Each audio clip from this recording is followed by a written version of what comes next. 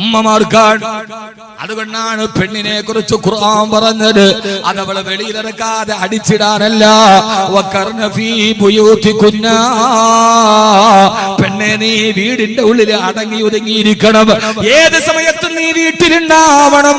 വെറുതെ മാളുകളിലും ആഭരണശാലകളിലും കയറി ഇറങ്ങി നടക്കരുത്, ആർഭാടം കാണിക്കരുത്. പെണ്ണെ നിന്റെ വീട്ടിലിരുന്നിട്ട് മക്കളെ നീ ഏത് സമയത്തും ശ്രദ്ധിക്കണേ.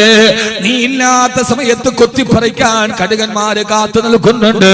അതുകൊണ്ട് മക്കളെ വീട്ടിലിരുന്ന് സംരക്ഷിക്കണമെന്ന് അള്ളാന്റെ വിശുദ്ധ ഖുർആൻ. മക്കളോട് മാതാപിതാക്കളുടെ രണ്ടാമത്തെ കടമ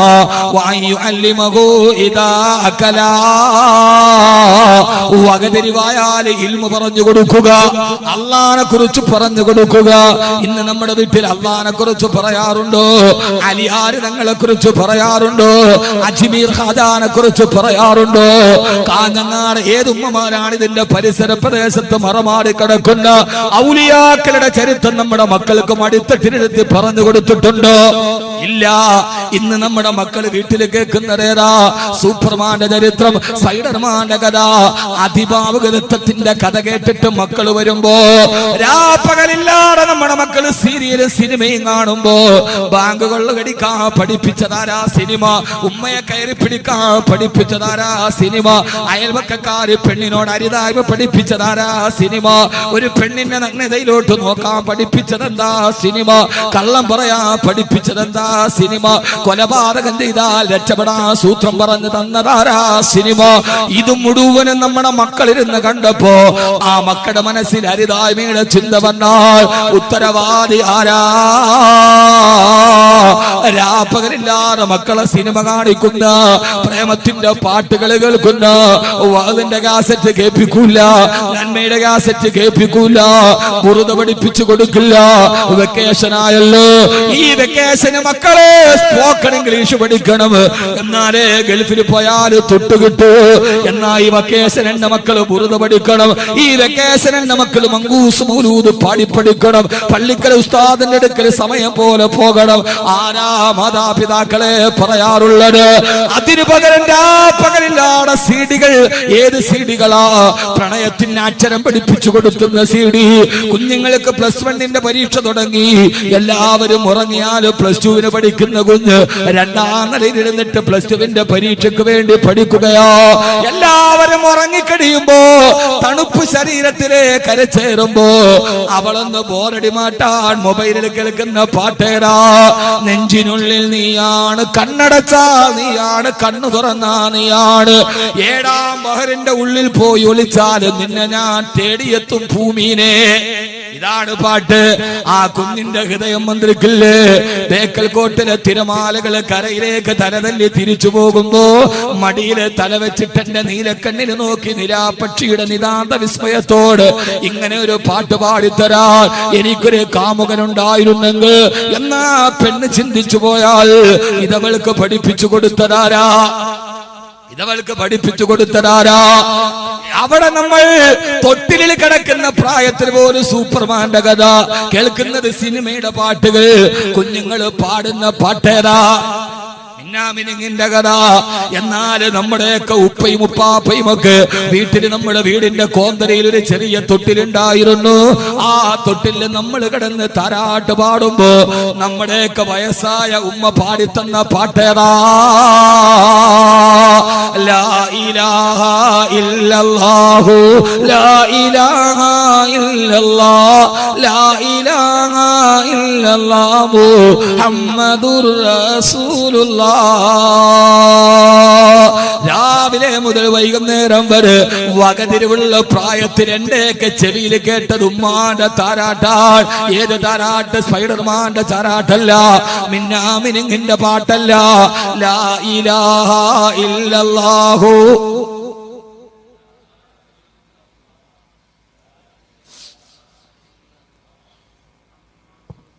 ഈ പഴയ കാലത്തേക്ക് തിരിച്ചു വരണം. നിന്റെ ആർഭാടവും ഈ പുതിയ ചിതലരിച്ച ചിന്തകളും മാറ്റണം. എന്നിട്ടുമ്മ പിന്നെയും പഠിപ്പിച്ചു തന്നതാരാ? ഉമ്മ മടിത്തട്ടിലിരുത്തി പാടിത്തന്നത് സൂപ്പർമാനെ കുറിച്ചല്ല, സ്പൈഡർമാനെ കുറിച്ചല്ല. 65 വയസ്സായിട്ടും ഒളിമങ്ങാത്ത മമ്മൂട്ടിയുടെ സൗന്ദര്യത്തിന്റെ പിന്നിലെ സോപ്പിന്റെ പതയെ കുറിച്ചല്ല. ഉമ്മയും വാപ്പയും ഇന്നെ നമ്മളോട് പാടിത്തന്നത് മക്കളെ വീരനാമലിയാരുടെ വീരകഥകൾ കേൾക്ക, വീരനായി നീ വളരണം. ആരംഭപ്പനാരമേ ലാ ഇലാഹ.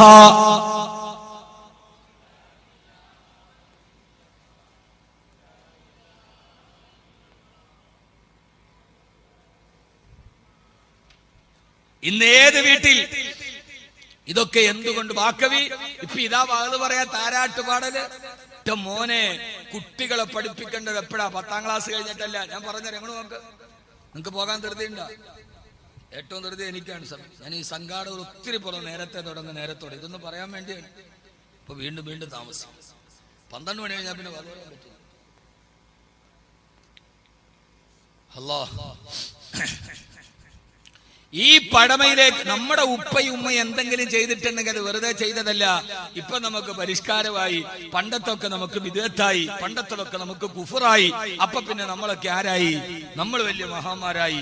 അല്ല, പടമയുടെ കാലത്ത് നമ്മുടെ ഉപ്പയും ഉപ്പാപ്പയും എന്തെങ്കിലും നമ്മളെ പഠിപ്പിച്ചിട്ടുണ്ടെങ്കിൽ അതവര് വെറുതെ പഠിപ്പിച്ചിട്ടില്ല. ഞാൻ പറഞ്ഞുതരാം എന്താ അവര് താരാട്ട് പാടിയപ്പോ പാടിയത്.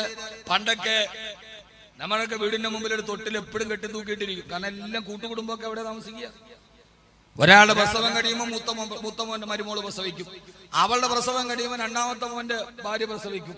ഇങ്ങനെ ഒരു ദൗർ തസൽസുലായിട്ട് ഇത് കൃത്യമായിട്ട് നടന്നുകൊണ്ടിരിക്കും. അതുകൊണ്ട് തൊട്ടിലഴിക്കൂല, എപ്പോഴും ലാ ഇലാഹ ഇല്ലല്ലാഹുടെ പാട്ടാണ് വീട്ടിൽ. ഇപ്പൊ അങ്ങനെ തൊട്ടില് തന്നെ ഇല്ല. ഇപ്പൊ ഒരുമാതിരി സ്പ്രിങ്ങിന്റെ തൊട്ടിലാണ്. ഒന്നാട്ടിയാൽ മതി, പിന്നെ അടുത്ത പ്രസവം വരെ തന്നെയാണ്. ഇതെന്തുകൊണ്ടാണ് പാടിയത്? നിങ്ങൾ പഠിക്കുകയും ഡോക്ടർമാരോട് ചോദിക്കുകയും വേണ്ട. ഹബീബായ നബി മുഹമ്മദ് മുസ്തഫ, ഉറക്കെ പറ, ഹബീബായ നബി മുഹമ്മദ് മുസ്തഫ സല്ലല്ലാഹു അലൈഹി വസല്ലമ പറഞ്ഞിട്ടുണ്ട്, പ്രകോപനമോ പ്രലോഭനമോ ഇല്ലാതെ അള്ളാഹുവിനെ സ്വീകരിക്കാൻ കഴിയുന്ന ഹൃദയത്തോടെയാണ് ഒരു കുഞ്ഞിനെ അള്ളാഹു നമ്മുടെ കയ്യിൽ തരുന്നത്. ശ്രദ്ധിച്ചേക്കണേ, മനസ്സിലാവുന്നുണ്ടോ നമുക്ക് പറയണത്? അപ്പൊ ഈ കുട്ടികളെ വഴി പഠിപ്പിച്ചതാരാ? കുല്ലു മൗലൂദിൻ യൂലദു അലൽ ഫിത്ർ വലാകിൻ അബവാഹു യുമജ്ജിസാനിഹി വയുനസ്സിറാനിഹി വയുഹവ്വിദാനിഹി. പ്രകോപനമോ പ്രലോഭനമോ ഇല്ലാതെ അള്ളാഹനെ സ്വീകരിക്കാൻ പറ്റുന്ന ശുദ്ധ ഹൃദയത്തോടെയാണ് നിങ്ങളുടെ മക്കളെ അള്ളാഹു നിങ്ങളുടെ കയ്യിൽ തന്നത്. അവനെ പിന്നെ വഴിതിരിപ്പിക്കുന്നത് അവന്റെ മാതാപിതാക്കളാണ്. ഒരു കുട്ടിയെ അള്ളാഹു നമ്മുടെ കയ്യിൽ തരുമ്പോ ഉസ്താദ് ഈ ചെറുപ്പകാലത്തെ കുട്ടിയോട് ഇപ്പൊ അള്ളാഹിനെ കുറിച്ച് പറഞ്ഞ അവന് മനസ്സിലാക്കാൻ പറ്റുമോ എന്ന് ചോദിക്കുന്ന കൂപമണ്ടൂപങ്ങളെ നിങ്ങൾ ഒരു കാര്യം കേട്ടോളി. ചെറുപ്പത്തിലാണ് അള്ളാഹിനെ കുറിച്ച് പറയേണ്ടത്. കാരണം ഒരു കുട്ടിയുടെ ഹൃദയത്തിൽ അള്ളാഹിനെ കുറിച്ച് ചിന്തിക്കാൻ പറ്റുന്ന പ്രകൃതത്തിലാണ് അള്ളാഹു നമുക്ക് തന്നിരിക്കുന്നത്. നിങ്ങൾ ചിന്തിച്ചു നോക്കി, ഇപ്പൊ ഒരു കുട്ടി, ആ കുട്ടി വഴി തെറ്റിയിട്ട് ഉപ്പാടെ കയ്യിൽ നിന്ന് വിട്ടത് ഇവിടെ വന്നു എന്ന് കരുതുക. ഇവിടെ വന്നിട്ട് അവൻ തലപൊക്കി നോക്കിയപ്പോ ഇവിടുത്തെ വലിയ ആളുകളെയൊക്കെ കണ്ടപ്പോ ആ കുട്ടിക്ക് പേടിയായി. അവൻ അവിടെ നിന്ന് കരഞ്ഞു. അവൻ കരയുമ്പോ അവന്റെ ഉപ്പ ഓടി വന്നാൽ ആ കുട്ടിയെ എടുക്കുമ്പോ ആ കുട്ടിയുടെ കരച്ചിൽ മെല്ലെ കുറയും. കാരണം എന്താ? ആ കുട്ടിയുടെ ഹൃദയത്തിൽ ഉപ്പയോട് സ്നേഹമുണ്ട്, ഉപ്പ അറിയാം. പിന്നെ ഉമ്മ ഓടി വരും.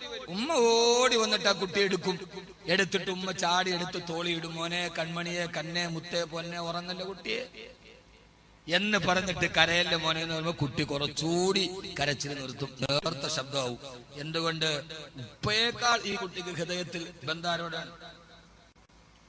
എന്താ പറയാൻ മടി? ഉമ്മാനോടാണ്. നമ്മക്ക് അത്ര വലിയ ബന്ധമൊന്നുമില്ലല്ലോ കുട്ടികളുമായിട്ട്. നമ്മള് കാര്യങ്ങളൊക്കെ കഴിഞ്ഞു, അതൊക്കെ കഴിഞ്ഞ് അവര് ഗർഭിണിയായി ലേബർ റൂമിൽ കയറി, അവളെ പുറപ്പോട്ട് അകത്തോട്ട് ലേബർ റൂമിലോട്ട് കയറി പോകുമ്പോ അവള് കൈ പിടിച്ചിട്ട് പറയും. അപ്പൊ അവൻ പറയും, നീ പേടിക്കണ്ട, ഞാനല്ലേ വെളിയിലുള്ളത്, പോ, നമുക്കെന്ത് ഇരിക്കും, നമ്മളെയാണ് കീറണത്, നമ്മക്ക് പണി നൈസാൻ. അവള് കൈ പിടിച്ച് കരയും, ലേബർ റൂമിൽ കയറ്റാം. അപ്പൊ അവൻ പറയും, നീ ധൈര്യമായിട്ട് പോ, ഞാനല്ലേ വെളിയിലുള്ളത്. അവരവിടെ പോകും, നമ്മൾ 50 രൂപയുടെ കപ്പള്ളി മേടിച്ചുകൊണ്ട് ഇങ്ങനെ ഇരിക്കും. അവസാനം മുലപ്പാല് കൊടുത്ത് രാത്രിയിൽ ഉറക്കം വിളിച്ച് രാത്രിയിൽ കിടന്ന് ഉറങ്ങിയാൽ തന്നെ നമ്മളെന്ത് ചെയ്യും? ഉറക്കത്തിൽ കുട്ടി കരഞ്ഞു, നമ്മൾ എഴുന്നേൽക്കോ? നമ്മുടെ ഭാര്യമാര് മൂന്ന് പ്രസവിച്ച എൻ്റെ ഭാര്യ, ഒന്നും ഞാൻ അറിഞ്ഞിട്ടില്ല. കുട്ടികൾ വളർന്നതോ അല്ലെങ്കിൽ താരാട്ട് ഒന്നും ഞാൻ അറിഞ്ഞിട്ടില്ല. വകല് കഴിഞ്ഞ് രാത്രി വീട്ടിൽ പോയി കിടക്കുമ്പോൾ കുട്ടി കരഞ്ഞാലും അവൾ എന്നെ വിളിക്കൂല. പാവൻ രാത്രി വന്ന് കിടന്നല്ലേ ഉള്ളൂ, തന്നെ എഴുന്നേൽക്കും. നമ്മുടെ ഭാര്യമാർക്ക് അല്ലാഹു ആഫിയത്തും ആരോഗ്യവും കൊടുക്കട്ടെ. അവർ നമ്മുടെ ജീവിതത്തിന്റെ ഊന്നുവടിയാണ്. പരസ്പരം സ്നേഹിക്കണം. ഒന്നും ഒരു പ്രാവശ്യം അഥവാ ഞാൻ വരുമ്പോഴും എൻ്റെ ഭാര്യയുടെ ഉമ്മ പറയും ഞാൻ നോക്കിക്കോളാൻ കുട്ടി. അവരാ 3 കുട്ടികളെ നോക്കിയത്. അല്ലാഹു അവർക്ക് ആഫിയത്തും ആരോഗ്യവും കൊടുക്കട്ടെ. നമ്മളിങ്ങനെ വാതിനോടി വരുമ്പോൾ ഒരു ദിവസം വീട്ടിൽ വരുമ്പോൾ കിടന്നുറങ്ങട്ടെ. നമ്മുടെ ഭാര്യമാരൊന്നും അറിയിക്കില്ല. ഉസ്താദന്മാരൊക്കെ പള്ളിയിലാണ്, നമ്മളൊന്നും അറിഞ്ഞിട്ടില്ല. നമ്മുടെ ഭാര്യമാര് നമ്മുടെ ആകെ വ്യാഴാഴ്ച ഒരു ദിവസം ലീവ് ഉണ്ട് ഉസ്താദിന്. ലോകത്ത് ലീവ് ഏറ്റവും കുറവും ശമ്പളം ഏറ്റവും കുറവും പള്ളിക്കൽ ഉസ്താദ്മാർക്കാണ്. പള്ളിയിലെ ഉസ്താദിന്റെ ശമ്പളവും ക്ലോസറ്റിലെ വെള്ളം ഒരുപോലെയാണ്. ലായസീദ് വലായങ്കുസ്. ആഴ്ചയിൽ ഒരു ലീവ്.